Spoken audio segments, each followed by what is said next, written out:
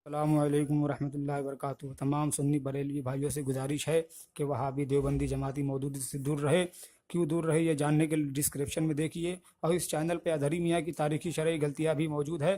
सुनने के लिए इस चैनल को सब्सक्राइब करें, लाइक करें, शेयर करें, और नीचे डिस्क्रिप्शन में दी गई लिंक पर आप जाकर आगे बढ़ने से पहले आपके लिए एक सवाल। ओसामा बिन लादेन का नाम सुनते ही वो कौन सी ऐसी बात है जो आपके दिमाग में सबसे पहले आती है? आप में से ज्यादातर लोग कहेंगे कि बिन लादेन एक आतंकवादी था।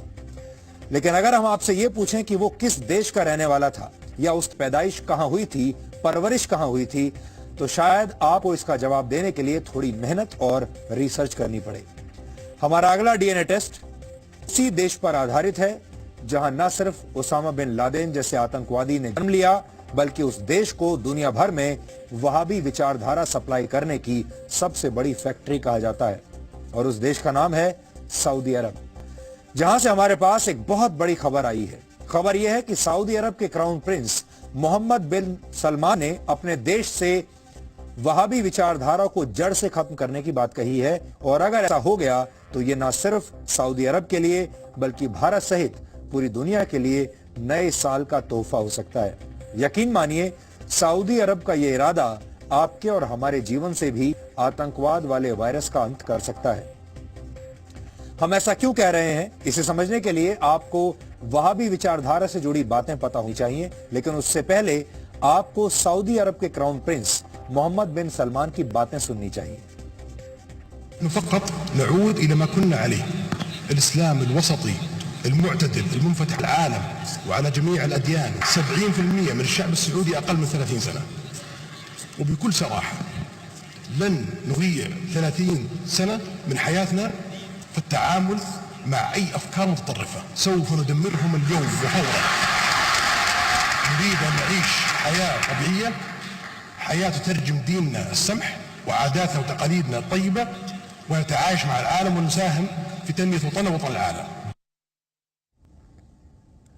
सऊदी अरब के क्राउन प्रिंस विजन 2030 यानी विजन 2030 की दिशा में आगे बढ़ रहे हैं, और इसके लिए उनके रास्ते में सबसे मुश्किल चुनौती है कट्टरपंथी विचारधारा। इसीलिए उन्होंने न सिर्फ मॉडरेट इस्लाम यानी मध्यम इस्लाम को अपनाने की पहल की है, बल्कि वो यहां तक कह रहे हैं कि उनके पिता की पीढ़ी ने देश को समस्याओं के रास्ते पर लाकर छोड़ दिया है, और अब उन सभी समस्याओं से मुक्त होने का समय आ चुका है। यहां आपको यह भी समझना चाहिए कि मोहम्मद बिन सलमान ने ये बातें क्यों कही और वहाबी विचारधारा का सच क्या है। 18वीं शताब्दी में सऊदी अरब में पैदा हुए मोहम्मद इब्न अब्द अल वहाब को वहाबिज्म का जनक माना जाता है। वहाबिज्म को मानने वालों का कहना है कि शरीयत को समझने और उसका सही ढंग से पालन करने के लिए सीधे कुरान और हदीस का अध्ययन करना चाहिए।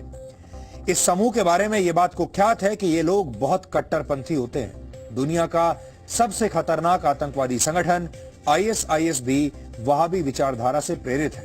अल-कायदा का प्रमुख आतंकवादी ओसामा बिन लादेन भी वहाबी विचारधारा का समर्थक था। आज दुनिया के सभी आतंकवादी संगठन कहीं ना कहीं वहाबी विचारधारा से प्रभावित हैं।